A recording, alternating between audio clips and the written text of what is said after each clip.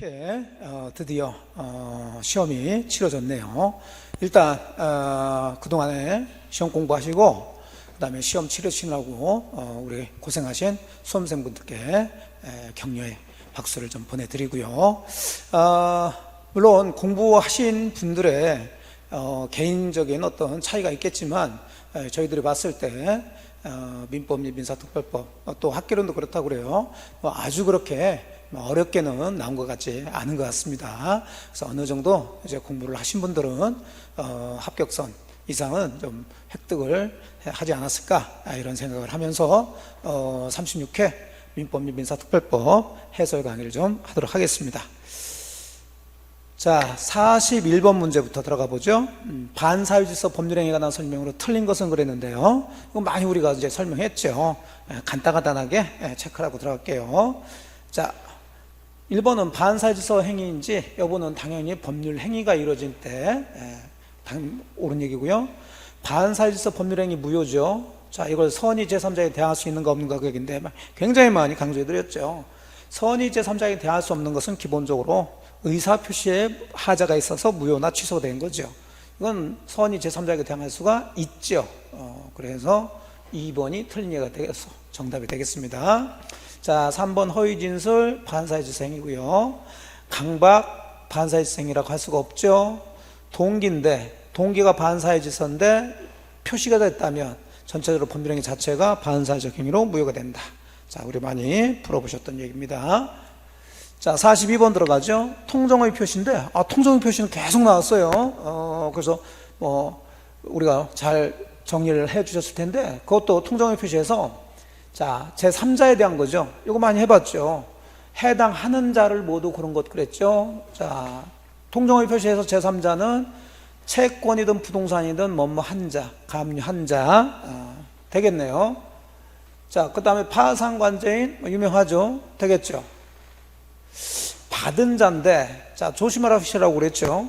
계약상 지위를 이전받은 자는 제3자에 해당되지 않는다. 그래서 기억, 니은을 체크를 하셔야 되겠습니다. 자, 3번이 되죠. 자, 그 다음에 43번 무권 대리인 을이 갑을 대리해서 매수인 병과 매매계약을 체결했고 당시 병은 을이 무권 대리라는 사실에 대해서 선이 무과실입니다. 자, 상대방이 이제 선이 무과실, 협의의 무권 대리 얘기죠. 틀린 것은 그랬네요. 자, 1번은 갑이 무권 대리 행위, 본인이 무권 대리 행위를 추인할 수 있는데 지금 일부를 추인했죠. 자, 일부를 추인하거나 변경해서 추인하게 되면 자, 이건 상대방도 이해관계가 있게 되니까 병의 동의가 없더라면 추인의 효력은 없죠. 그러니까 1번이 정답이 되겠네요. 자, 나머지는 뭐 다 그렇게 어려운 파트들 아니고 자, 다 보셨던 내용들이니까 정답 1번입니다. 뭐 그렇게 어렵지 않죠. 44번도 복대리에 대한 건데 옳은 것은 그랬어요. 자, 1번은 복대리 개념이죠. 복대리는 대리인이 자신의 이름으로 선임한, 여기까지는 문제가 없는데 대리인의 대리인이 아니라 본인의 대리인이 되겠네요. 그 틀린 얘기가 되겠죠. 자, 2번은 대리인이 복대리인 선임했을 때 대리인의 대리권이 소멸하느냐? 아니죠. 그대로 존속합니다. 자, 3번은 임의대리인은 복대리인을 함부로 선임할 수가 없죠. 다만 본인의 승낙이나 부득이한 사유가 있으면 선임할 수가 있는데 이건 우리 시험에 한 2번 정도 나와서 정답도 됐던 지문이죠. 본인의 승낙을 얻어서 복대리인 선임했을 때 선임 감독에 대한 책임이 없는 게 아니라 선임 감독 책임을 져야죠. 대신에 4번 법정대리인은 본인의 승낙이나 부득이한 사유가 없더라도 복대리인 선임할 수가 있지요. 근데 법정대리인이 부득이한 사유로 복대리인 선임했을 때는 자, 선임 감독에 대한 책임이 있다. 5번이 옳은 얘기가 되겠네요. 5번이 정답이 되겠습니다. 자, 45번 의사표시에 관한 설명으로 틀린 것은 그랬죠. 의사표시 전체적인 얘기를 쭉 지금 지문을 만들어 놨는데 1번 의사표시 상대방이 의사표시를 받은 때 제한능력자다.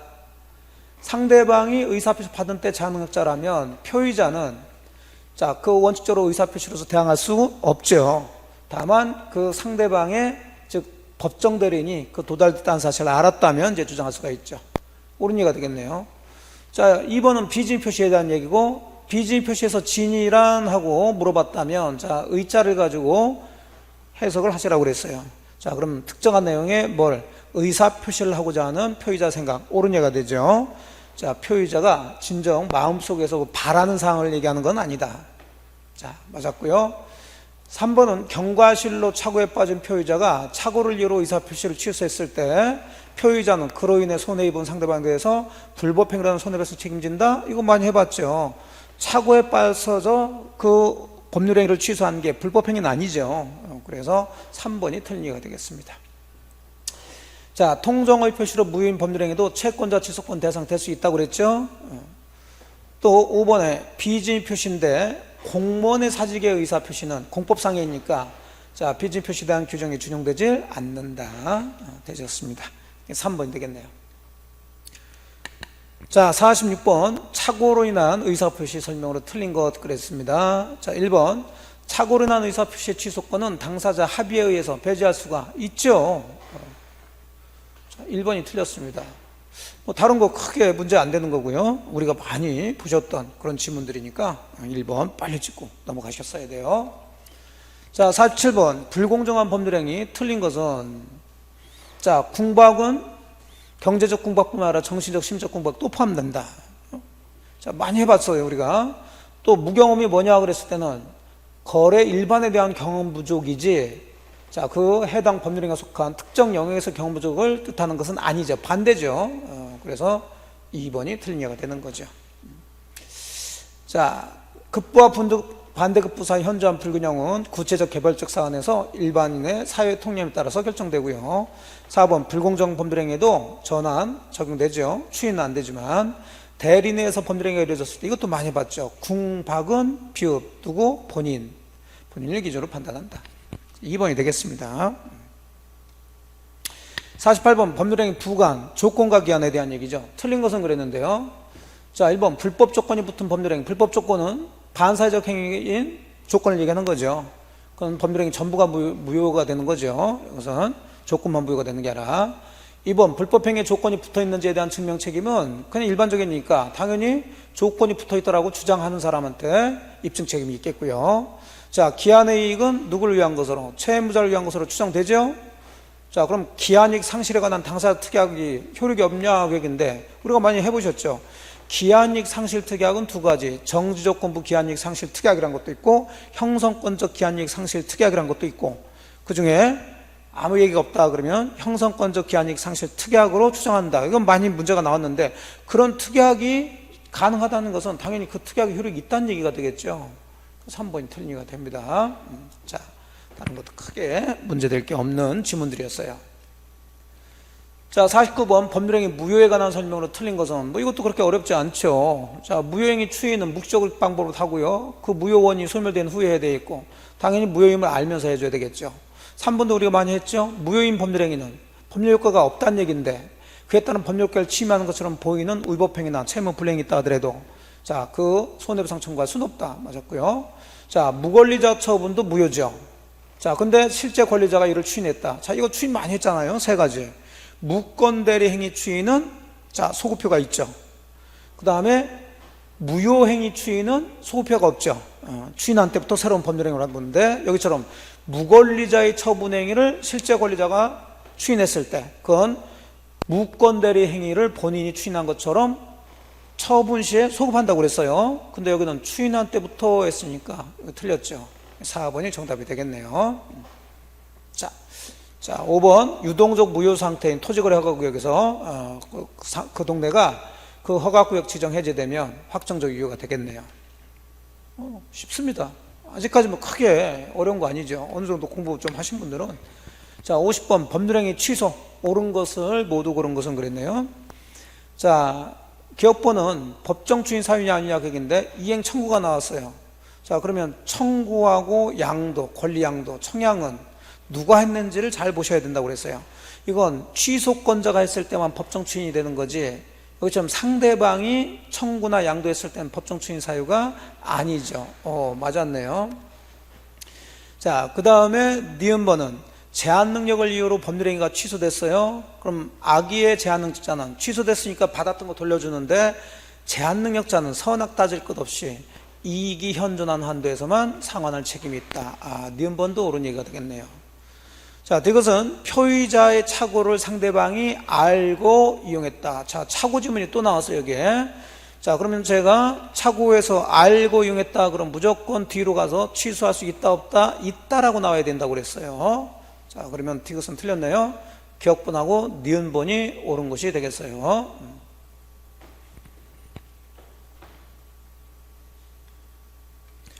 자, 51번 등기청권의 법적 성질에 관한 설명으로 옳은 것. 자, 모두 그런 것은 그랬죠. 이것도 뭐 등기청권 이제 물권법 들어왔는데 등기청권에 그냥 법적 성질만 얘기했어요. 그럼 채권적 청권이냐 물권적 청권이냐를 구별할 수 있으면 되는 거죠. 자, 매매계약에 의해서 매수인의 소유권 이전 등기청권은 당연히 채권적 청권이 되겠죠. 아직은 물권을 가지고 있지 않으니까. 자, 니은번은 무효인 등기, 말소 등기의 가름하는, 자, 말소 등기는 물권적 청권인데 이 말소 등기의 가름에서 대신해서 하는 진정명의 회복을 원인한 소유권 이전 등기 청권도 당연히 물권적 청권이 되겠네요. 됐고요. 자, 이거 점유취득 시 완성을 원인한 소유권 이전 등기 청권, 채권적 청권 맞죠? 그래서 니은하고 디귿 어디 있나요? 4번이 되겠습니다. 자, 52번 민법상 물권에 관한 설명으로 틀린 것은, 그래서 기본적으로 이제 물권 법정조회와 관련된 얘기들인데, 자, 온천권 관습법상 물권이라 볼 수 없고요. 2번은 유치물과 결련관계가 인정되지 않는 채권을 피담보 채권이라는 유치권을 인정하는 것. 자, 유치권은 법정담보물권으로서 당사자가 약정으로 뭘 피담보 채권으로 되냐 안 되냐 이게 잡히지가 않죠. 그렇게 하면 안 된다고 그랬어요. 그래서 유치물과 결련관계가 인정되지 않는 채권은 이걸 피담보 채권으로 해서 유치권을 행사할 수는 없죠. 인정되는 것은 반하죠. 그럼 반하게 돼요. 그래서 2번이 틀린 얘기가 되겠죠. 자, 저당권은 기본적으로 당사자 약정에 의해서 저당권이 발생되지만 법률 규정에 의해서도 저당권이 성립될 수가 있습니다. 또 전세권은 용익물권 성질과 담보물권 성질을 두 개를 다 가지고 있어요. 자, 하지만 기본적으로 용익물권 성질, 용익물권이니까 사용수익권능을 완전히 배제하고 채권 담보만을 위해서 전세권 설정받는 거, 이거 될 수가 없죠. 물권 법정에 반하게 되겠네요. 근린공원을 자유롭게 이용한 사정만으로 그 공원 인근 주민들이 공원 이용권이라는 배타적 권리를 취득했다고 볼 수 없다. 옳은 얘기고요. 뭐 다 나왔던 지문들 2번이 되겠습니다. 자, 53번 권리객체가 토지일 때 점유할 권리가 인정되지 않는 물권. 이런 것도 너무 쉬운 얘기잖아요. 저당권이겠죠. 전세권이나 지상권은 용익물권이니까 사용수익 하려면 점유를 해야 되겠죠. 그래서 1번이 되죠. 아직까지는 크게 뭐 어렵다거나 이렇게 그런 문제들은 좀 없죠. 특히 또 좀 지문들이 그렇게 길게 뭐 뒤쪽 가면 조금 어려운 부분들이 있더라고요. 근데 이제 앞쪽에서는 뭐 아주 길게 나오거나 이런 것들이 없고 평소에 공부하셨던 그런 부분들 중심으로 해서 뭐 출제가 됐던 그런 문제였습니다. 자, 54번도 민법상 합의에 관한 설명으로 틀린 것은 그랬는데, 자, 합의 많이 해봤죠 우리가. 자, 기본적으로 합의든 뭐든 포기 그러면 뭘 해야 된다? 등기해야 된다. 뭐 연습 많이 해봤네요. 5번이 됩니다. 자, 55번은 조금 이제 생각을 좀 하셔야 될 그런 문제죠. 55번부터는 조금 이제 시험이구나 라는 느낌, 그런 느낌을 갖는 그런 부분일 텐데, 뭐 점유취득시효 문제죠.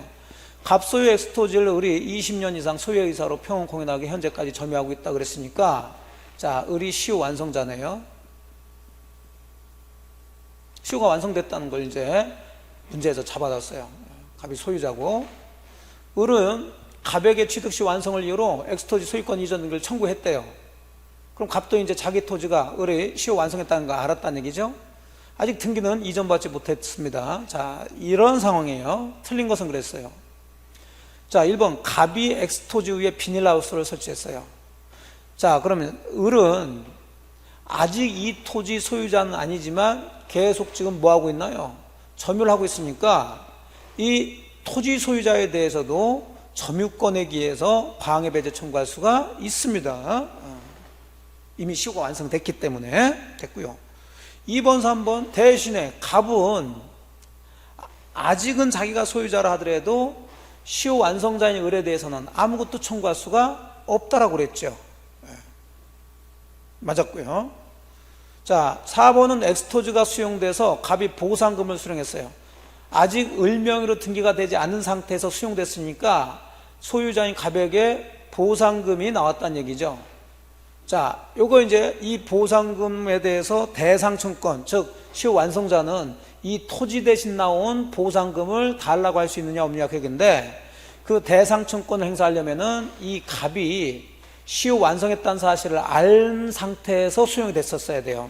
근데 여기 지금 이미 을은 갑에게 시효 완성을 이유로 엑스토지 소유권 이전 등을 청구했다는 얘기니까 갑은 시효 완성됐다는 걸 알았다는 얘기가 되죠. 자, 그러면 대상청권 행사에서 을은 갑에게 보상금 반환 청구할 수 있어야 되겠죠. 그래서 4번이 얘기. 약간 좀 우리가 많이 배웠던 부분들은 아니지만 제 요약서에 그 대상청권에 대한 얘기들이 살짝 들어가 있습니다. 그래서 4번을 찍어야 되고, 그렇지 않다 하더라도 뭐 다른 것들이 그렇게 틀린 게 없잖아요. 그러면 5번 같은 경우 갑이 을의 시효 완성 사실을 알면서 병한테 엑스토지를 처분해서 취득시 완성했다는 소유권 이전 등기 의무가 불능이 됐어요. 자, 이랬을 때 을은 갑한테 무슨 책임을 물을 수 있는가? 이거 많이 해봤잖아요. 불법행위 책임이죠. 됐죠? 결국 4번을 체크를 좀 하셨어야 된다. 자, 보셨고요. 자, 56번 문제는 뭐 공유, 우리 연습 많이 해봤고요. 뭐 그렇게 어렵게 나오지 않았습니다. 갑을병 각각 7분의 4, 7분의 2, 7분의 1 지분으로 엑스토지를 공유하고 있대요. 그럼 얘가 이제 갑이 과반수 지분권자고, 을병은 자, 소수 지분권자들이죠. 틀린 것은, 자, 갑은 을병과 협의 없이 엑스토지 관리에 관한 사항, 자, 지분의 과반수를 하게 되니까 할 수가 있죠. 맞았고요. 갑은 또 을병 동의 없이 자신의 지분, 자, 지분은 갑이든 을이든 병이든 뭐 마음대로 처분도 할 수 있고 담보도 제공할 수가 있네요. 3번 병은 갑을 동의 없이 자신의 지분 역시 담보 제공할 수 있고요. 자, 4번 을이 갑병과 협의 없이 엑스토지를 전부 독점적으로 점유 사용하겠네요. 자, 점유 사용 나왔어요. 그러면 이게 적법인지 불법인지 판단하시라고 그랬고, 지금 을이 그랬으니까 소수 지분권자가 다른 사람 공유자와 협의 없이 독점적 점유 사용하고 있으니까 불법이죠. 근데 병이 공유물 보존 행위로 자신에게 엑스토지 인도 청구할 것을 할 수 있냐 없냐 그 얘기죠. 병이 과반수 지분권자라면 할 수 있겠지만, 자, 병 역시 소수 지분권자니까 할 수 없다. 이 판례만 많이 보셨죠. 4번이 틀린 질문이 되겠네요. 자, 갑이 자신의 지분을 포기했다. 그럼 나머지 공유자한테 그들의 지분 비율에 따라서 기속하게 되니까, 물론 여기도 등기를 해줘야 되죠. 자, 그래서 4번이 틀린 얘기가 되겠습니다. 아이고, 또 57번 간단한 문제 또 나왔네요. 등기 없이도 물권 변동 효력이 생기는 사유가 아닌 것, 판결 중에 형성 판결은 등기 없이도 물권 변동이 일어나지만 이행 판결은 등기를 해야 된다. 그래서 한번 얼른 찍고 넘어가셨어야 되죠. 자, 58번은 전세권 얘기죠. 지금 갑이 을로부터 을 소유 X 건물에 대해서 전세권, 그러면 갑이 이제 전세권자가 되는 거고요. 자, 을은 전세권 설정자가 돼서, 자, 이제 또 틀린 것은 그랬습니다. 자, 보통 이제 옳은 것은 해가지고 문제를 내는 경우가 이제 그런 문제가 많으면 어려운데, 이번 시험 36회는 그렇게 많지가 않았어요. 물론 꽤 있었는데 한 17개 정도, 그 정도 있었습니다. 뭐 예전에는 뭐 20개가 넘고 해가지고 굉장히 힘들어 하셨는데, 자, 보시면 1번 갑이 X 건물을 전세권 설정 계약에서 정한 용법에 따라 사용하지 않는데요. 자, 그러면 갑이 계약에서 이 건물을 예를 들어서 뭐 무슨 주거용이나 아니면 뭐 그 계약에서 그 건물을 사용 용법을 정했는데 거기에 따라 사용하지 않는다. 자, 그럼 당연히 을은 전세권 소멸 청구할 수가 있어야 되겠죠. 너무 당연한 얘기죠, 이거는. 뭐 주거용으로 사용하기로 이제 계약을 했는데 주거용 사용하지 않고 그걸 뭐 상업용으로 한다든지 영업용으로 한다든지 뭐 이렇게 하는 것은 계약을 위반한 거니까 소멸 청구할 수가 있죠. 자, 다른 거, X 건물 소유를 목적으로 지상권을 취득한 을은 특별한 사정이 없는 한 갑의 동의 없이 그 지상권을 소멸시킬 수 없다.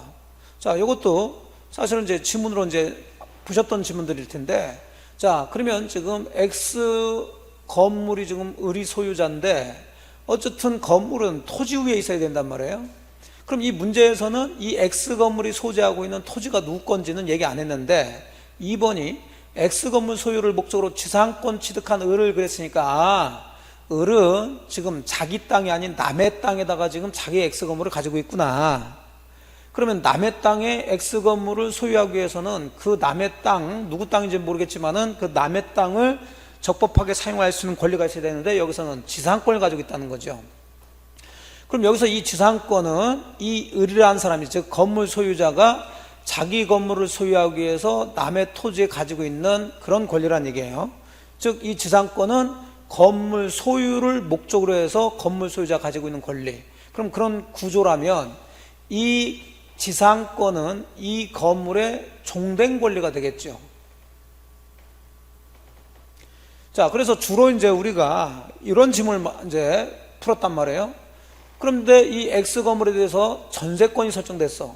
그럼 주된 건물에 전세권이 설정됐으면 그 전세권의 효력은 건물 소유를 목적으로 한 종된 권리인 지상권에도 미치겠죠. 그렇죠? 그렇다면 당연히 이 전세권자도 이 건물을 사용하면서 이 지상권을 이용해서 그 토지를 사용해야 되니까, 자, 전세권자의 동의 없이는 이 을이라는 사람은 지상권을 함부로 소멸시키면 되겠나요? 안 되죠. 말로 얘기하니까 조금 어렵나요? 자꾸 제가 강의하면서 그래요. 어차피 우리는 이렇게 문장으로 들어오게 되니까 이 문장에서 이 문장 주어진 것을 해석할 줄 아셔야 된다고 그랬어요. 자, 지금 을이라는 사람이 X 건물을 소유하고 있는데, 그럼 건물을 소유하려면 땅이 있어야 되는데 이 땅이 자기 것이 아니란 얘기죠. 예를 들어서 병 거라고 칩시다. 그러면 이 을은 이 병 토지 위에 자기 건물을 소유하기 위해서 지금 뭘 취득했다는 얘기예요? 지상권을 취득했다는 얘기죠. 그러면 을은 이 병의 토지의 지상권을 취득하고 그 위에 자기가 건물을 쳐가지고 건물을 소유하고 있다는 거고, 자, 이런 상태에서 갑이, 자, 전세금 얼마 주고 이 건물에 대해서 전세권을 취득했다는 거예요. 그럼 이 X 건물에 대한 전세권은 당연히 건물에만 미치는 게 아니라 건물 소유를 목적으로 하는 이 지상권에도 미치니까, 물론 이 지상권자는 건물 소유자인 을이 가지고 있지만 전세권자도 건물 사용하면서 이 땅을 사용해야 되니까 이 지상권에 대해서 이해관계가 있다는 얘기예요. 그렇죠? 그러니까 을, 너는 아무리 네가 가지고 있는 지상권이지만 함부로 없애면 안 된다는 얘기지. 없애려면, 소멸시키려면 이 전세권자의 동의를 받아라, 그런 얘기예요. 이해되셨고요. 자, 3번도 우리가 해봤죠. 전세권에 존속하는 동안에 전세금 반환 채권만 양도할 수 있냐 없냐. 그럼 둘로 질문이 나온다고 그랬어요. 여기처럼 확정적으로 양도하고 그러면 안 된다고 그랬고, 다만 전세권의 존속기간이 만료가 되면 전세금 반환 채권이 발생할 것을 무엇으로? 조건으로 양도할 수는 있다라고 그랬죠. 됐고요. 또 4번도 뭐 쉬운 얘기죠. 을이 전세권 존속 중에 병에게 X 건물을 넘겼다. 그럼 당연히 병은 전세권 설정자인 을의 지위를 그대로 승계해서, 자, 전세기간 만료됐으면 병이 갑에게 전세금 반환 의무를 지게 되겠죠. 자, 5번 뭐 전세권이 소멸됐으면 을은 갑으로부터 X 건물의 인도 및 전세권 말소 등에 필요한 서류 교부와, 자, 전세금 반환, 이건 동시행관계니까 동시에 해야 된다. 됐죠? 자, 그래서 정답은 1번이 되겠네요. 1번.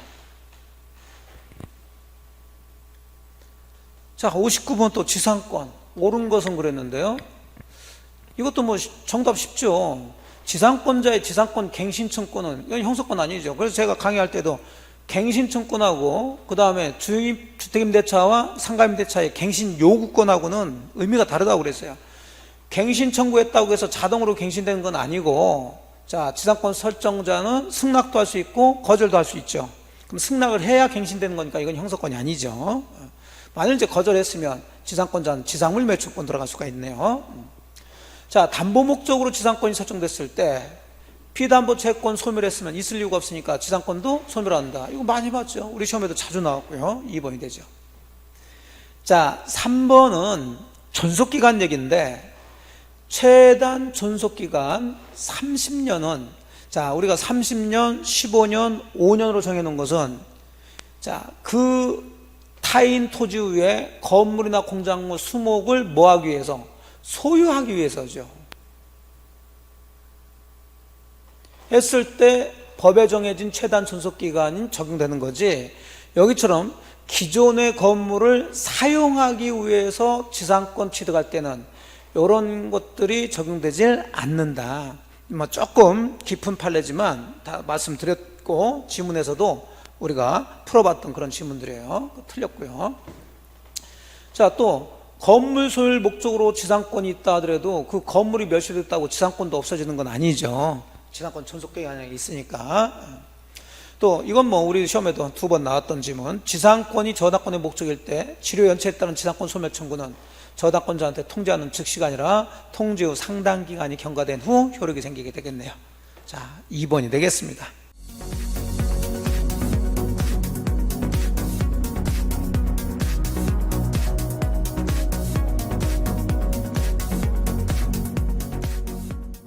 이제 60번까지 이제 거의 반인데 지역권도 그렇게 어려운 파트는 아니죠. 틀린 것 그랬는데 민법에 지역권의 존속기간 이런 거 없잖아요. 맞았고요. 요역제에 설정된 저당권에 의해서 경마된 경우 다른 특이하게 없는 한 경매 매수인은 요역지 소유권과 함께 지역권도 취득한다 그랬는데, 자, 다 아시는 얘기예요. 이 지역권의 성질 중에 지역권은 요역지를 위한 권리니까 역시 또 요게 주인이 되고 요게 종이 된다고 그랬죠. 그럼 부종성 수반성에 의해서 이 요역지 소유권이 넘어가면 종된 권리인 지역권도 넘어가죠. 특히 경매를 통해 가지고 취득했으니까 같이 넘어가게 되는 거죠. 자, 3번은 불가분성이죠. 되도록이면 지역권자가, 즉 토지 공유자가 여러 사람일 때 지역권을 모두 다 갖도록 만들어라는 거죠. 그러면 점유로 인한 지역권의 취득 기간의 중단이죠. 그러면 아직은 이 공유자들은 지역권이 없다는 얘기잖아요. 취득 시효가 만료가 돼서 자, 요 등기를 해서 이제 지역권을 취득할 수 있는데 취득 시효를 얘기하는 거죠. 근데 그 취득 시효의 기간을 중단시킨다. 그럼 이거 어렵게 해야 되겠죠. 그래서 이 취득 기간의 중단은 지역권 행사하는 모든 공유자에 대한 사유가 아니면 효력이 없다는 거죠. 대신에 소멸시효 중단은 이미 이 공유자들이 지역권을 다 가지고 있다는 얘기잖아요. 근데 이걸 행사하지 않아서 이 지역권이 소멸되게끔 되는 건데 이걸 중단시키는 것은 계속 갖게끔 하는 거니까 그건 쉽게 해야 되겠죠. 그러니까 소멸시효 중단은 한 사람에 대해서만 그 소멸시효 중단의 효과가 발생되면 다른 사람에게도 그 소멸시효 중단의 효력이 미친다. 이렇게 되죠. 우리 많이 해봤단 말이에요. 또 지역권은 물권으로서 물권적조건 행사할 수 있는데 점유를 요소로 하는 건 아니니까 반환 청구는 못하죠. 하지만 방해 배제 청구하고 예방 청구할 수 있으니까 염려 있는 행위를 할 때는 자, 예방 또는 담보 청구할 수가 있죠. 자, 5번 승역지 소유자는 지역권 행사를 방해하지 않는 범위 내에서 지역권자의 지역권 행사를 위해서 승역지에 설치된 공작물을 자, 사용할 수가 있어요. 이것도 한번 우리 시험에 나와서 정답이 됐던 건데, 근데 무상으로 막 사용하면 안 되겠지. 당연히 그에 따른 비용을 분담해야 되겠죠. 그래서 5번 틀린 얘기가 됩니다. 자, 이제 반 정도를 보셨는데 글쎄요, 제가 봤을 때는 뭐 그렇게 엄청나게 어려운 그런 문제들이 그렇게 없지 않나 이런 생각이 듭니다. 물론 공부하시는 분들 입장에서는 이제 공부 양에 따라서 좀 다르겠지만은 어느 정도 이제 공인중개사 시험을 준비하시는 분들이라면 뭐 이 정도는 뭐 어느 정도 뭐 한두 개 빼고는 다 맞춰야 될 그런 문제들이라 생각이 됩니다. 자, 그럼 이제 후반부를 다시 확인을 좀 해보도록 하겠습니다. 자, 또 법정사건이 또 나왔네요. 근데 또 역시 어렵지 않게 나왔어요. 또 작년에 나왔던 거하고 겹치는 것도 있고요. 옳은 것은 그랬는데, 자, 무허가 건물, 가설 건축물 작년에 다 나왔던 거죠. 이건 되죠. 이건 가져는 안 되죠. 바꿔놔야 되는데. 또 그냥 법정사건을 포기하는 특약은 효력이 없다 그랬는데, 여기서는 주의하실 게, 그러니까 문제를 보셔야 돼요. 문제는 지금 법정사건 중에서 뭐에 대해서? 관습법상 법정사건에 대해서 물어봤죠. 그럼 여기서도 말하는 법정사건은 이 관습법상 법정사건이라고 해석을 할 수밖에 없을 텐데, 자, 우리가 366조 저당권 실행으로 인한 법정사건은 그 강행 규정이니까 포기하기로 한 특약 무효가 되죠. 하지만 관습법상 법정사건은 포기할 수가 있죠. 특약 가능합니다. 이것도 틀린 얘기가 되겠죠. 근데 조금 지문이 여기 관습법상 이걸 안 써가지고 뭐라고 할 수도 있겠지만, 문제 자체는 지금 뭐만 물어보겠다는 거예요? 관습법상 법정사건을 물어보겠다는 얘기니까 그렇게 해석해서 들어가셔야 되겠고요. 자, 4번, 5번은 이제 그 법정사건이 성립된 이후의 문제죠. 자, 법정지상권자는 그랬으니까 이미 법정사건을 취득했단 말이에요. 그러면 이것도 지상권이니까 대항력이 있죠. 그러면 그 지상권 등기 없이도 지상권 취득할 당시 토지 소유자로부터 그 토지를 양수한 제3자에 대해서도 뭐 할 수 있다? 태양할 수 있는 거죠. 이게 옳은 얘기가 됩니다. 근데 이 법정지상권이 성립한 건물인데, 자, 요걸 매매계약에 의해서 뭘 양수한 사람이에요? 건물을 양수한 사람이 등기 없이도 법정지상권을 취득하느냐 그런데 그렇지는 않죠. 이것도 많이 해봤단 말이에요. 최소한 이 두 가지 정도는 알고 가자. 법정지상권이 성립된 이후의 법률관계 중에서. 요거 많이 해드렸죠. 그러니까 5번 같은 경우는 지금 갑이 토지와 건물을 다 가지고 있다가, 자, 건물만 예를 들어서 을한테 소유권 넘어갔다, 매매를 했던 증여를 했던, 그러면서 건물 철거에 특약이 없다면 이 을은 이 토지에 대해서 관습법상 법정 지상권을 취득하게 된다. 자, 4번은 이미 지상권이 있으니까 그 이후에 토지를 사서 이전받은 사람한테도 요 을이라는 사람은 자기 지상권 가지고 대항할 수 있다는 얘기고요. 5번은 뭐냐면 이렇게 이미 이 건물을 위해서 법정사건이 성립된 상태에서 건물을 이제 병이라는 사람이 매매를 통해서 사서 이렇게 이전받았을 때, 자, 이 을이 가지고 있는 법정사건도 당연히 건물 양수인한테 넘어오느냐 그런 얘기죠. 아니죠. 우리가 보신 것처럼 이 법률 규정에 의한 물권 취득은 등기할 필요가 없지만 처분하려면 뭘 해야 된다? 등기해야 되니까 지상권 예명으로 설정 등기부터 하고 이전 등기를 해야 이 건물 양수인은 지상권을 취득하게 되는 거죠. 다만 이게 경매를 통해서 이 건물을 또 취득했다면 경매 역시 법률 규정이니까 법정사건도 당연히 취득하죠. 자, 옳은 건 2번이 되겠어요. 62번 저당권도 그렇게 어렵지 않게 문제가 나왔습니다. 자, 다 큰 문제가 없고요. 자, 4번이죠. 저당권이 효력이 미치는 것 중에 부합물이에요. 부합물 종물은 언제 있었냐 따지지 않는다고 그랬죠. 근데 저당권 설정 후에 부합한 물건은 미치지 않는다? 틀렸죠. 5번 저당권 설정자와 채무자. 이 사람을 굉장히 착각하신 분들이 계시는데, 채무자는 쉽게 해서 돈 빌린 사람이고 저당권 설정자는 부동산 소유자죠. 그러면 돈 자기가 빌리면서 자기 아파트에 저당권 설정한다 그러면 채무자와 설정자가 같겠지만, 돈은 여러분이 빌리고 친구한테, 자, 친구 아파트 부탁을 해가지고 친구 부동산에 저당권 설정할 수가 있겠죠. 그러면 여러분은 채무자지만 저당권 설정자가 아니라 친구가 저당권 설정자여야 되죠. 그러니까 반드시 동일해야 되는 것은 아니다. 됐습니다. 이것도 어렵지 않은 부분들이고요. 4번이 되겠죠. 그래서 정답은 4번이에요. 자, 63번도 이거 개념 정리인데, 저당권에 관해서 괄호에 들어갈 권리로 옳은 것은 그랬는데, 저당권자는 저당목 부동산이 멸실되거나 훼손한 공용징수로 인해서 저당권 설정자가 받을 금전 기타 물건에 대해서 뭘 갖게 돼요? 물상대위권이죠. 쉬운 얘기가 돼요. 저런 걸 우리가 물상대위를 한다. 64번 민법상 유치권 틀린 것 그랬는데, 자, 이것도 어렵지 않죠. 또 최근 판례로 해가지고 또 올해 사실은 간평사에 나왔던 정답 비슷한 거 우리가 마지막에 또 다 체크해 봤고요. 자, 1번 유치물 침탈로 인한 유치권자의 유치권 소멸에 따른 손해배상 조건. 이건 본권 침해에 따른 손해배상 조건은 1년 내에 행사할 필요는 없죠. 맞았죠? 점유물 반환 청구가 이제 침탈 다음부터 1년 내에 되는 거고요. 자, 유치권자로부터 유치물의 유치 방법으로 보관을 위탁받은 자는 그랬어요. 자, 이건 무슨 얘기냐면 이 유치권이 계속 유지가 되려면은 그 물건을 점유해야 되는데 그 점유는 간접 점유로도 가능하죠. 그럼 유치권자가 그 유치물을 자기가 직접 점유하지 않고 보관을 위탁했다 그랬으니까 누군가한테 보관을 맡겼다는 얘기죠. 그렇다고 해서 유치권이 소멸된 건 아니네요. 유치권 계속 있고요. 그럼 이 사람이 직접 점유자가 되고 유치권자가 간접 점유자가 되면서 유치권 그대로 유지가 되니까 당연히 특별한 사정에 의한 유치물 소유자의 소유물 반환 청구, 당연히 보관받은 사람은 거부할 수 있다라고 해줘야 되겠네요. 됐죠?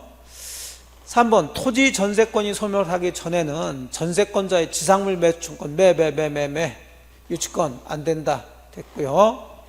복수의 유치물은 그 각 부분으로서 피담보 채권 전부를 담보한다 그 얘기인데 4번 5번이 이제 비슷한 같은 판례 내용들이니까 자, 만일에 피담보 채권이 토지 A 토지 B 토지를 공사해 가지고 나온 채권이 1억이다. 그러니까 1억을 안 주니까 자, 요 갑이라는 사람이 A 토지와 B 토지를 유치권으로 점유를 했다는 얘기죠. 그럼 전체 A 토지, B 토지 또는 A 건물, B 건물을 공사한 채권이 1억, 전체 1억인데 A 토지 점유, B 토지 점유하면서 유치권 행사했을 때 이 1억이 나뉘어져 가지고 여기 5천만 그게 아니란 얘기죠. 여기도 1억, 여기도 1억 이렇게 들어갔다는 얘기죠. 전부를 담보하는데 자, 5번은 이 중에 그럼 유치권자는 그 유치물에 대해서는 선관주 의무가 있고 함부로 사용하거나 대여하면 안 되죠. 근데 그걸 위반했을 때 이 소유자는 그 유치권 소멸 청구할 수 있는데 여기 보니까 복수의 유치물 중 일부를 채무자 승낙 없이 타인에게 대여를 했대요. 누가? 유치권자가. 그럼 의무 위반이죠. 그러면 채무자는 그 유치권 소멸 청구할 수 있는데 전부에 대해서 해야 되느냐 아니면 그 위반한 그 목적물에 대해서만 해야 되느냐 그 얘기죠. 자, 그 위반한 목적물에 대해서만 가능하죠. 전부에 대한 유치권 소멸 청구할 수는 없다. 자, 5번이 되겠습니다. 자, 이렇게 해서 이제 물권법까지 정리를 좀 해봤습니다. 그래서 민법 총칙 파트하고 물권법 보셨는데 그렇죠. 막 어느 정도 풀 수 있는 그런 문제들이 많이 나왔습니다. 자, 이제 계약법 들어가죠. 65번. 갑은 자신의 토지를 을에게 매도하고 중도금까지 수령했으나 그 토지가 재결 수용돼서 을에게 소유권 이전할 수 없게 되었대요. 그러면 계약한 이후에 수용됐으니까 갑은 을에게 소유권 이전이 가능, 불가능? 불가능. 후발적 불능 얘기네요. 그럼 후발적 불능은 항상 채무자의 귀책 사유냐 아니냐를 따지라고 그랬고 그럼 여기서 채무자가 갑이 되겠죠. 자동으로 을이 채권자가 되면서 자, 수용돼 가지고 이전할 수 없게 됐으니까 채무자 책임이 아니죠. 그럼 이건 우연부담 문제지 해제 얘기는 안 되죠. 그럼 우연부담 얘기인데 우연부담에 대한 규정은 원래대로 한다면 이건 쌍방의 책임 없는 사유로 불능이니까 갑은 을에게 대금 청구할 수 없다라고 끝나야 되지만 그 우연부담에 대한 규정은 임의규정이니까 당사자 특약으로 자, 을이 대가 우연부담 정하는 것으로 할 수가 있죠. 특약으로 가능하단 말이에요. 이것은 이제 또 역시 대상청권이죠. 그럼 원래대로 이제 우연부담으로 따지게 되면 쌍방의 책임 없는 사유로 불능이 됐으니까 자, 갑은 을에게 토지 소유권 이전해줄 의무가 없어진 대신에 또 갑은 을에게 대금 달라고 청구할 수 없고 만약 받았던 계약금 같은 거 중도금 같은 거 있으면 돌려줘야 된다는 얘기죠. 그러면서 이제 계약이 마무리될 수가 있는데 그게 우연부담이죠. 근데 을의 입장에서 보니까 갑이 지금 수용되면서 보상금을 받게 되더라. 자, 그러면 이제 내가 산 토지 대신에 네가 받을 보상금을 나한테 넘겨달라 할 수 있다는 얘기죠. 이걸 대상청권이라고 해서 같이 공부하셨단 말이에요. 그럼 대상청권을 행사한다면 갑과 을의 매매계약은 그대로 유지가 되면서 을은 갑에게 자기의 반대급부인 매매대금을 지급을 해줘야 되겠죠. 그럼 매매대금을 지급했다고 해서 갑이 가지고 있는 그 보상금 청권 자체가 을에게 귀속되는 것은 아니다. 우리가 한번 많이 보셨죠. 근데 보상금 청권 자체가 을에게 귀속된데 이것도 틀렸죠. 옳은 것 골라라 해서 기억본 하나가 되겠습니다. 뭐 불능 얘기고요. 우리가 많이 공부를 해봤는데 하여간 우리 공부하신 분들이 불능해서 많이 어려워하더란 얘기죠. 그래서 이 정도는 그래도 한번 풀어볼 수 있는 그런 문제였습니다. 자, 66번 계약 성립에 관한 설명으로 옳은 것은, 이것도 뭐 크게 어려운 얘기가 아니죠. 자, 청약의 유인을 받은 자가, 청약을 받은 게 아니라 청약의 유인을 받은 거예요. 그 청약 유인에 대응하는 의사표시를 하면 즉시 성립합니까? 아니죠.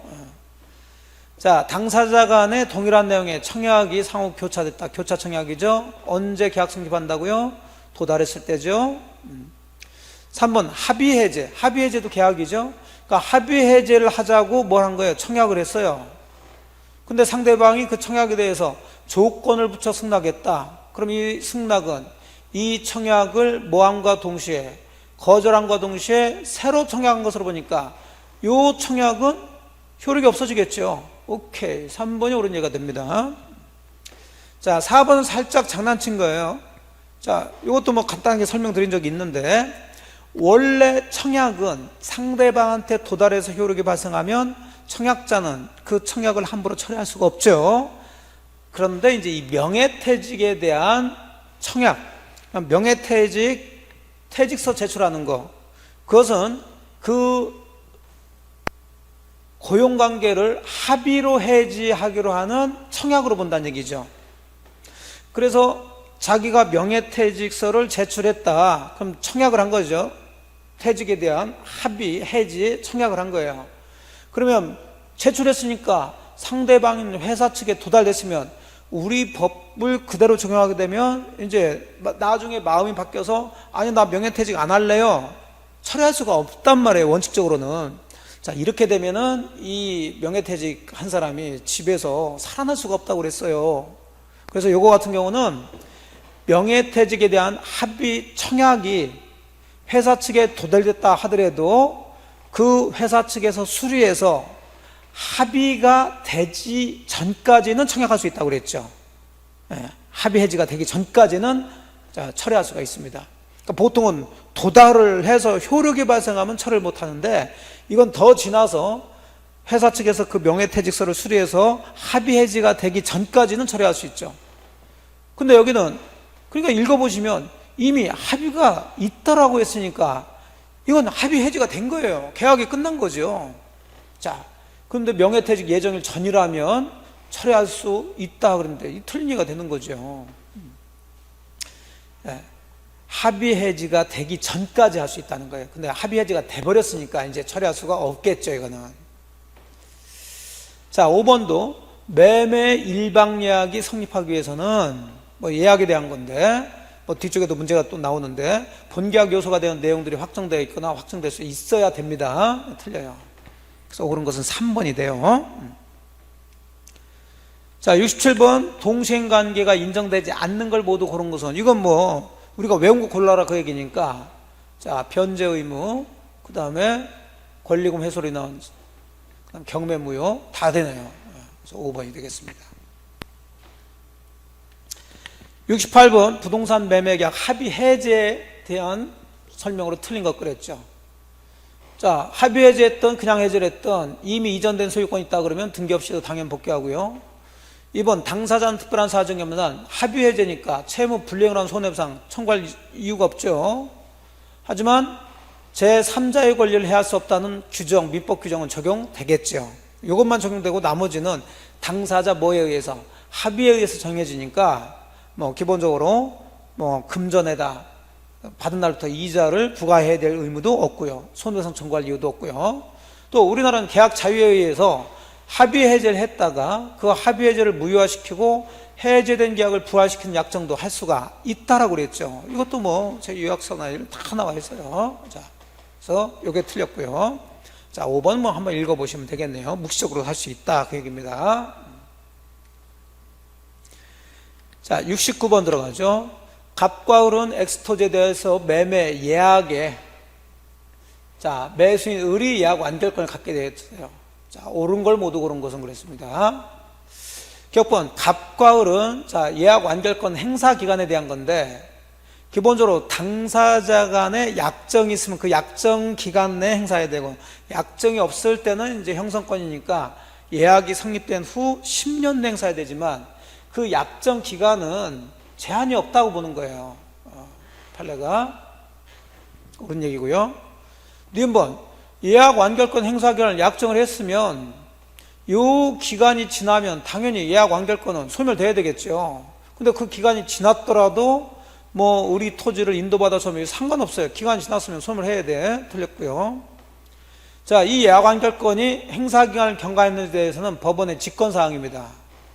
보통은 이제 직권으로 고려할 사항이 아닌데 이건 직권으로 고려할 사항이에요. 그래서 옳은 것은 기억번 하나밖에 없네요. 이거 조금 생각을 좀 해보셔야 될 그런 문제일 수도 있어요. 자, 물론 근데 이거 다 나왔던 지문이에요. 우리가 이제 보면 기출지문에서 올해 같은 경우는 굉장히 또 많이 반복적으로 문제를 냈습니다. 자, 이제 70번 들어가죠. 민법상 매도인의 담보책임 옳은 것. 이거 많이 대비하셨죠? 이것도 그렇게 어렵지 않은데 1번과 2번은 이제 1번, 2번, 3번은 물건 하자죠. 물건 중에 특정물 하자로 인한 담보책임. 자, 경매는 적용되지 않는다고 그랬죠. 경매는 권리하자일 때만 적용되고요. 종류물 매매에서 자, 종류물은 불특정물을 얘기하는 거죠. 목적물이 특정된 후 물건 하자로 인한 매도인의 담보책임 적용되죠. 이것도 또 물건 하자로 인한 담보책임의 행사기간은 1년이 아니라 6개월이죠. 6월 4번 매매계약 당시 목적물 일부가 멸실됐습니다. 선의 매수인은 다 할 수 있으니까 대금감액 청구할 수 있죠. 옳은 얘기가 되죠. 악의 매수인은 아무것도 할 수가 없고요. 자, 5번도 우리가 지문으로 많이 풀어보셨죠. 변제기에 도달하지 않은 채권을 팔았을 때 그 채권 매도인이 채무자 자력을 담보했을 때는 어느 시점에 채무자의 자력을 담보한 것으로 보느냐. 그러면 채권을 사간 사람이 돈 받을 때 채무자가 돈이 자력이 있어야 되니까 변제기에 자력을 담보한 것을 추정해 줘야 되겠죠. 매매계약 당시가 아니라. 다 틀렸고 4번이 옳은 얘기가 되죠. 자, 71번 문제는 오랜만에 교환 문제가 나왔고요. 자, 교환은 매매하고 똑같이 보시면 되니까 갑은 자기 소유 X토지하고 을 소유 Y 건물 자, 청약했고 승낙했으니까 교환계약 성립됐어요. 옳은 걸 모두 고른 것은 그랬습니다. 기억번 을의 승낙은 특별한 사정이 없는 그 방식의 제한이었고 명시적으로 할 필요도 없다. 그렇죠. 분류식 계약이니까 그런 얘기죠. 2번 X토지와 Y건물 각 소유권 이전 및 인도 의무는 특별한 약정이나 관습이 없으면 동시에 이행을 해야 된다. 그렇죠. 동시행 관계가 되죠. 쌍무계약이니까. 자, 그리고 계약 당시 갑이 허위로 X토지 시가보다 교환계약인데 시가 나왔다. 자, 이건 사기다 아니다? 아니죠. 그래서 불법행위 성립하지 않는다. 다 맞았네요. 5번이 되겠습니다. 자, 72번 갑으로부터 X건물을 2년간 임차한 을이 이를 병에게 전대를 했다. 이것도 예상했던 문제죠. 임차권의 양도나 전대.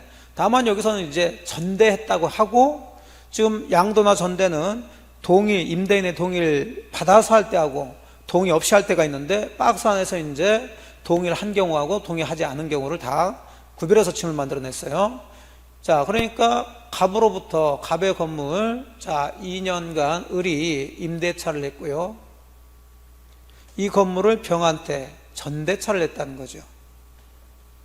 자, 임대인의 동의를 받았냐 안 받냐에 따라서 조금씩 내용이 다른데 틀린 걸 모두 고른 것 그랬어요. 갑이 동의했대요. 그럼 갑이 을과 임대차 계약을 합의해지했어. 자, 얘가 동의해 놓고서는 갑과 을이 합의로 임대차를 종료했다고 해서 병의 전차권 권리가 소멸되지는 않죠. 자, 요거 틀린 얘기죠. 2번 갑이 전대를 동의하지 않았대요. 이제 동의하지 않은 경우죠.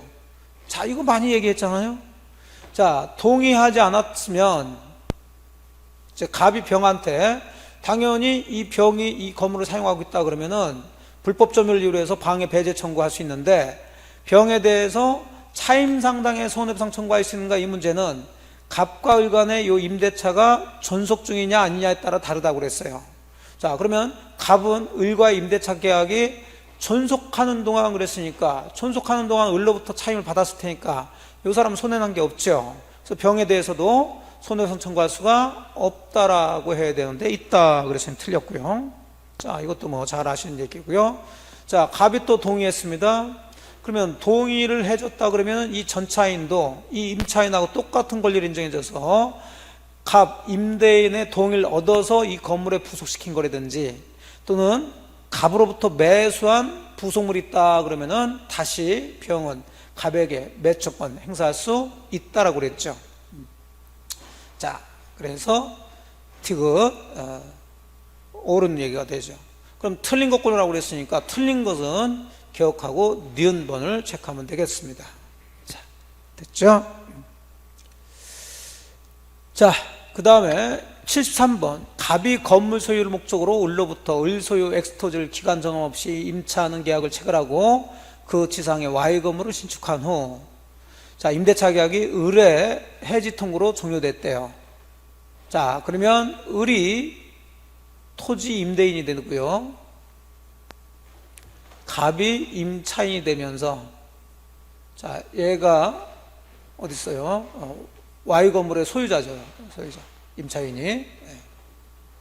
옳은 걸 모두 그런 것 그랬네요. 사실 뭐 지상물 매춘권이 문제인데 뭐 작년에도 지상물 매춘권이 나왔죠.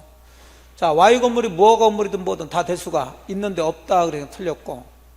자, 원래 지상물 매춘권 행사하기 위해서는 갱신 청구를 먼저 하고 임대인이 거절하게 되면 매초권 행사하는데 여기는 임대인의 해지 통고로 종료됐으니까 이때는 갱신 청구할 필요가 없이 즉시 매초권 행사할 수 있는데 갑은 계약갱신 청구하지 않으면 매초권 행사할 수 없다 그랬으니 요놈도 틀렸네요. 자, 이것은 갑과 을이 임대차 종료 전에 지상물 매초권의 대상의 Y 건물을 철거하기로 한 약정. 자, 지상물 매초권은 편면적 강행 규정으로 이런 약정은 무효가 되는 거죠. 그럼 옳은 것은 디귿 하나밖에 없네요. 2번이 되겠습니다. 그렇게 어렵지 않은, 그러니까 여기까지 이제 기본적으로 이제 민법 문제인데 또 민법에 해당되는 즉 민법 총칙, 물권법, 계약법에 해당되는 문제는 그렇게 뭐 얘네에 비해서 뭐 어렵게 나오는 그런 문제는 아니라고 봅니다. 그래서 요 정도에서 이제 34문제인데 요 정도에서 뭐 29개나 30개 정도 뭐 그 정도 맞출 수 있는 그런 문제예요. 근데 뒤에 보니까 이제 민사특별법이 조금 어려운 것들이 한두 개 뭐 나왔는데 그건 뭐 크게 그 당락에 뭐 그 영향을 미치지 않는 문제라고 봅니다. 자, 확인해 봅시다. 14번 문제가 있네요. 자, 이것도 너무 쉽죠. 계약의 유형과 성질가 옳은 거. 자, 매매계약, 낙성계약 요 놈이죠. 유물계약 아니고요. 우리는 다 분료식 계약이고 임대차는 유상이죠. 쌍무계약이고요. 자, 75번 들어가 봅니다. 이것도 그렇게 어렵지 않은 문제죠. 사실 주택임대차보호법인데 갑이 2023년 6월 1일 을로부터 을 소유 액수택 보증금 2억에 기간 1년으로 정해서 임차하는 계약을 체결했어요. 이제 기간을 1년으로 했고요. 주택이고요. 자, 갑이 임차인이 되고 을이 임대인이 돼요. 주택임대차보호법 옳은 걸 모두 그런 거 그랬는데 1년 임대차 기간 만료됐을 때 갑, 자, 원래 최단 기간이 2년이지만 그 최단 기간보다 단축해서 기간을 정했다. 그러면 임차인은 이제 둘 중 하나를 선택하면 되죠. 2년 동안 계속 살 수도 있지만 계약으로 정한 기간이 유효하다고 주장할 수가 있죠. 그럼 갑은 을에게 기간 만료되고 난 다음에 보증금 2억 주세요. 나 나갈랍니다. 할 수가 있죠. 됐고요. 얘는 임대차 계약이 묵시적으로 갱신이 됐대요. 그 존속기간 몇 년으로 보고요? 2년으로 보지만 역시 임차인은 언제든지 계약 해지 통지할 수 있고 그 통지된 내용이 임대인에게 도달한 날부터 3개월 지나면 해지 효력이 발생하니까 어쨌든 요 놈도 옳은 얘기가 되고요. 그리고 갑에 적법한 갱신, 계약갱신 요구가 을에게 이제 계약갱신 요구를 했네요. 2025년 2월 15일 날 도달됐으면 그 갱신의 효력은 도달 시점부터 효력이 발생되겠죠. 그래서 5번이 되겠습니다. 자, 민사특별법 주택임대차보호법의 내용 그렇게 어렵지 않은 부분들이고요. 자, 76번 역시 집합건물 소유 및 관리에 관한 법률에 관한 설명을 드리는, 이것도 그렇게 어렵지가 않아요. 그러니까 여기까지는 사실은 뭐 그렇게 막 어렵고 뭐 한 그런 부분들이 아니라서 여기까지만 뒤에 문제를 다 틀린다 하더라도 충분히 합격선 이상의 점수를 좀 맞을 수 있는 부분이라 봅니다. 자, 구조상 공용부분 취득시효 대상 되지 않았고요. 전유 부분에 대한 담보 책임의 존속기한 기사 한 점, 이거 많이 했잖아요. 사용 검사료는 공용 부분이니까 인도한 날부터죠. 인도한 날. 자, 나머지 뭐 우리가 많이 보셨던 지문들, 자, 2번이 되겠습니다. 자, 77번 문제, 뭐 이런 문제들 조금 뭐 복잡하게 보이지만 그래요. 좀 어렵기도 하고 복잡한 내용들이에요.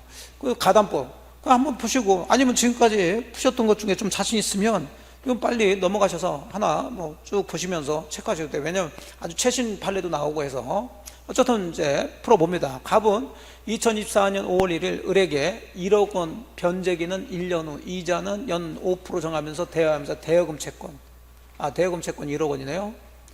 플러스 을에 대한 물품 대금 채권이 또 나오네요.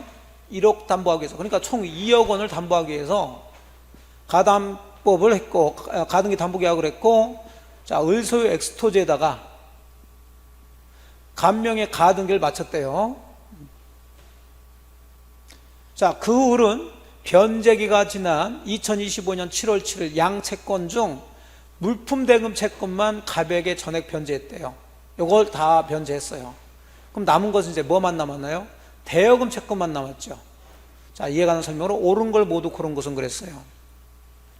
자, 박스 안에서 격번. 이 가등기 담보계약에 가담법이 적용되냐 안 되냐 얘기인데, 가등기 담보 등에 관한 법률이 적용되기 위해서는 채권은 대여금 채권이어야 된다. 근데 여기 처음에는 대여금 채권 1억과 물품 대금 채권 1억을 함께 담보하기 위해서 가등기를 해놨는데, 그 후에 대여금 채권은 그대로 남아있고 물품 대금 채권만 변제해서 없어졌죠. 자, 그러면 우리 판례는 가담법이 적용된다라고 봐요. 대여금 채권만 남았을 때는. 그래서 이거 옳은 예가 되겠네요. 니은번은 갑이 청산 절차를 거쳐 엑스토지에 대해서 소유권 이전 본등기를 마친 경우, 자, 본등기를 위해서 지출한 절차 비용은 청산금에서 공제할 수 없다 그랬는데, 조금 깊이 들어간 지문들이에요. 자, 결국은 지금 가등기에 의해서 본등기를 마쳤으니까 실행을 한 거죠. 담보 가등기를 실행한 거예요. 그러면 저당권하고 비슷해서 우리가 저당권의 효력은, 즉 피담보 채권에 미치는 효력에서는 저당권의 실행 비용도 저당권의 효력이 미치죠. 배당이 된단 말이에요. 그럼 가등기 실행 비용이 나오면 당연히 이것도, 자, 이 가등기로서 담보되는 그 피담보 채권 효력에 미쳐서 결국 청산금이라는 것은 채권자가 채무자한테 돌려줄 돈인데 거기서 공제를 해야 된다, 그 얘기예요. 왜? 채권자가 들인 비용이니까. 자, 그래서 이 가등기를 실행하기 위한 비용은 청산금에서 공제를 하라는 거예요. 이게 판례 얘기입니다. 근데 여기는 본등기를 하면서 본등기를 위해서 지출한 이 절차 비용을 공제할 수 있는가 없는가 이 문제인데, 그러면 본등기를 하기 위한 그 등기 절차 비용도 이 가등기 실행 비용에 해당되면 공제되는 거고, 해당되지 않으면 공제가 되지 않는다는 얘기인데, 우리 판례는 이 본등기를 위해서 지출한 절차 비용은 이 가등기를 실행할 실행 비용에 포함되지 않는다고 봐요. 요 가등기를 하기 위해서 가등기 실행 비용에, 본등기를 할 때 이 가등기 실행 비용에 포함되는 것은 그 부동산의 뭐 감정 평가 비용이라든지 있죠. 자, 그런 것들이 이제 요 가등기 실행 비용에 포함돼서 청산금에서 공제하는 거지, 그 본등기 하기 위한 등기 절차 비용 같은 경우는 요 가등기 실행 비용이 아니기 때문에 공제할 수 없다. 맞습니다. 어려운 판례죠. 이것도 굉장히 좀 최신 판례로 제 요약서에는 다 들어와 있는데, 자, 갑이 청산 절차를 거치지 않고 그 엑스토지에 대해서 2025년 6월 15일 날 본등기를 마쳤대요. 그러면 청산 절차를 거치지 않고 본등했으니까 이거 무효죠. 자, 그런데 이 본등기가 유효가 되는 경우가 두 가지가 있다고 그랬어요. 첫 번째는 이미 우리 시험에 나왔지만 사후에 청산 절차를 완료가 됐으면 당연히 이 본등기는 유효가 되고요. 두 번째는 이제 요건데, 청산 절차를 마치지 않았다 하더라도 이 본등기를 토대로 해서 선의의 제3자가 나오면 이 사람이 소유권을 취득한다고요. 그러면 이 본등기는 무효인 본등기가 유효가 되는데, 그 유효가 되는 시점은 이 본등기 한때 소급해서 유효가 돼요. 그럼 본등기 한때가 언젠가요? 2025년 6월 15일이죠. 그러니까 6월 15일부터 그 본등기도 유효가 되는 거지 8월 1일이 아니에요. 그래서 이거는 틀린 얘기가 되죠. 그래서 옳은 것 골라라고 했으니까 기억, 니은번을 골라야 됩니다. 자, 어려운 문제예요. 이런 것은 가볍게 출제자들의 명예를 위해서 틀려주시는 것도 괜찮죠. 물론 뭐 이렇게 맞추면 더 좋고요. 맞추면 더 좋은데 이거 틀렸다고 해서 그 당락에 좌우가 되지는 않을 것으로 봅니다. 자, 78번. 갑은 2022년 7월 1일 자신의 엑스토제에 대해서 을과 유효한 명의신탁 약정을 했대요. 그럼 갑과 을은 쫑쫑배, 종중이라든지 배우자, 아니면 종교단체 이런 거겠죠. 또 을명의로 소유권 이전 등기를 마쳤어요. 이에 관한 설명으로 틀린 것 그랬죠.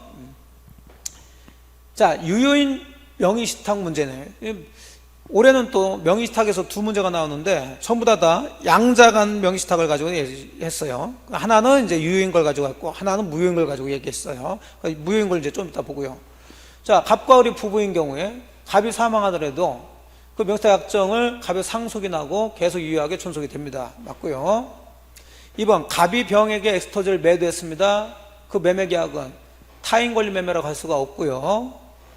3번, 병이 엑스토제를 무단점에서 사용 수익할 때, 자, 소유권에 의한 물권 조청권을 누가 행사하느냐 그 얘기인데, 자기들끼리는 명의 신탁자가 소유자지만 외부 관계에서는 수탁자가 소유자니까 수탁자가 누군가요? 자, 을이죠.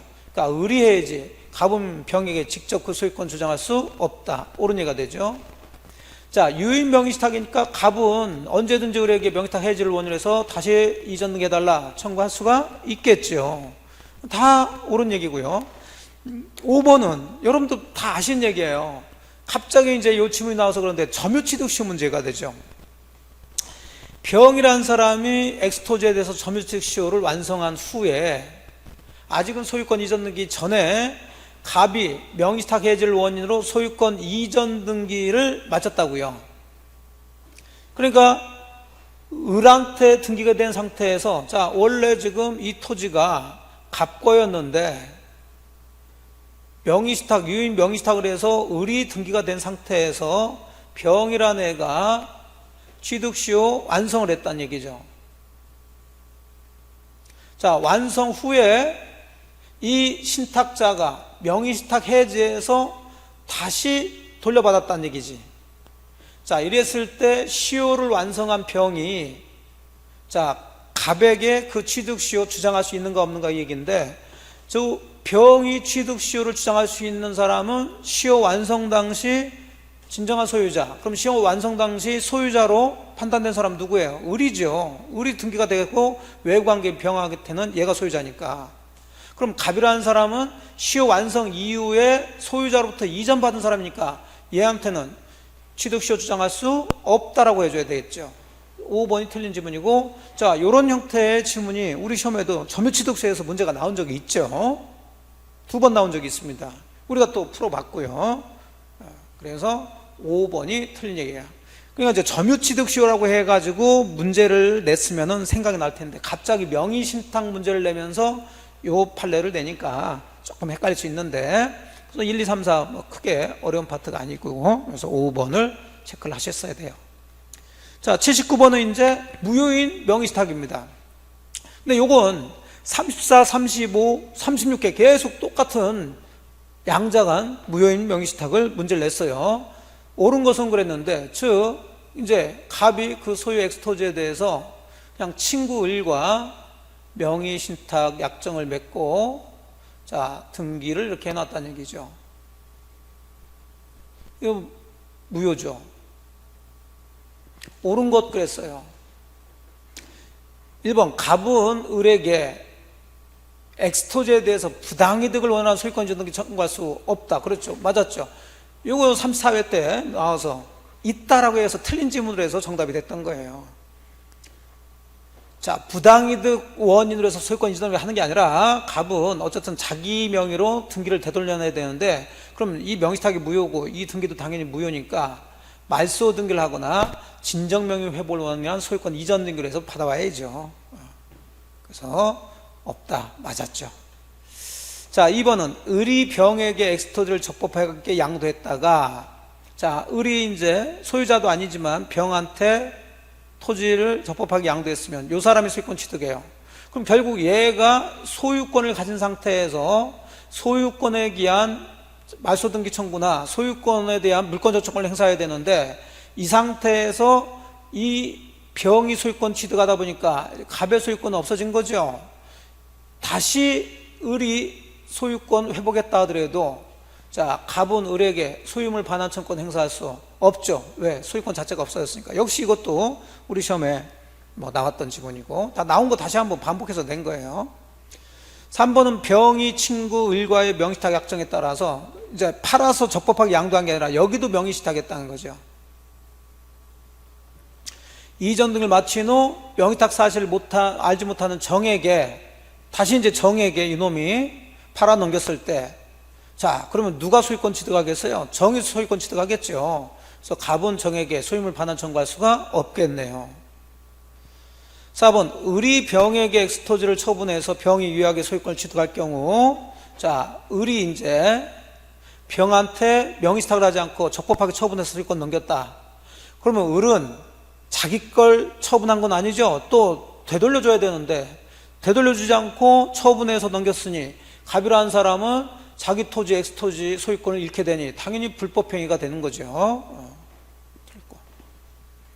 만약 갑이 을과 사이에 을명의 엑스토지를 매수하면서 대외관계에서 갑을 위해 그 등기 명의를 을이 보유하기로 약정했다. 자, 이건 무슨 얘기냐면, 지금 위쪽은 갑이 그 토지에 등기가 된 상태에서 명의 신탁해가지고 을한테 등기를 넘긴 걸 얘기하는 건데, 5번은 을 명의의 엑스토지를 갑이 샀으면 당연히 갑 명의로 이전 등을 해줘야 되는데, 사정이 있어서 사서 소유권은 내가 갖기로 하고 등기 명의는 네 명의로 계속 남겨두기로 하자, 이렇게 한 거예요. 이것도 당연히 명의신탁이 되는 거죠. 자, 그래서 옳은 것은 1번이 됩니다. 자, 마지막 80번 문제. 상가건물 임대차 보호법인데 부산광역시에서 보증금 6억에 월 차임 100만 원, 그러면 환산하게 되면 7억이죠. 자, 이거 6억 9천만 원 초과하고 있어요. 그걸 잘 모른다 하더라도 보통 이제 서울 걸 많이 내는데, 이런 식의 문제가 2번 나왔죠. 세종특별시하고 광역시, 부산광역시인데, 자, 여러분들이 이런 지역을 해놓고 보증금 얘기를 하면서 보증금이 좀 조금 위험스럽다 그러면은 초과한 걸 생각하시면서 문제 푸시면 돼요.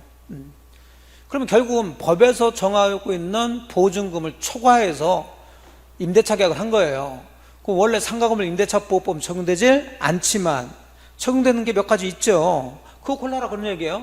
그럼 상가건물 임대차법 규정에 해당되는 거, 적용되는 것을 모두 고른 것은 그랬죠. 적용되는 거 고르라는 얘기니까, 자, 우리가 권리금 회수라든지 대항력이라든지, 그 다음에 3기 연체했을 때 해지당하는 거, 그 다음에 계약갱신 요구권, 이런 건 적용되죠. 다른 건 적용되지 않으니까 우선변제권 적용 안 되죠. 임차권 등기명령 적용 안 돼요. 그럼 요거겠죠. 차임 연체에 따른 해지권에 가는 거. 물론 3기 연체해야 되지만 디귿이 되는 거죠. 그럼 적용되는 것은 디귿 하나밖에 없네요. 자, 되셨습니다. 자, 이렇게 해서 이제 36회 민법 민사특별법 문제를 하나하나씩 다시 한번 확인해 봤습니다. 지금 금방 문제를 나온 걸 가지고 저도 이제 풀어보고 해서 금방 촬영하는 그런 과정이기 때문에 이제 정밀하게 저희가 이제 분석을 하지는 못했습니다. 그래서 일단 이 촬영 끝내고 다시 한번 지문과 문제를 차근차근히 분석을 해서 이의 신청 그럴 것이 있다 그러면은 자료 같은 것들을 올려드릴 테니까 이제 한 문제라도 조금 한두 문제로 이렇게 힘드신 분들이 계실 거예요. 그런 분들은 이제 그 참고하셔가지고, 근데 뭐 있으면 이제 올려드리는데 없으면 이제 어쩔 수가 없는 거고요. 어쨌든 참고하셔서 뭐 이의청이라도 하셔서 그렇게 해서라도 전부 다 합격을 하셨으면 그런 바람입니다. 자, 어쨌든 이제 대장정은 끝났습니다. 그래서 합격을 하신 분이나 아니면 그렇지 못하신 분들이나 어쨌든 전부 다 고생하셨고요. 일단 다 잊으시고 이제 늦가을에 정치를 조금 여유를 조금 누리시고 앞으로의 어떤 계획이나 이런 것들을 생각하는 그런 기회가 됐으면 좋겠습니다. 자, 건강 조심하시고 항상 행복하시기 바랍니다. 고생하셨습니다.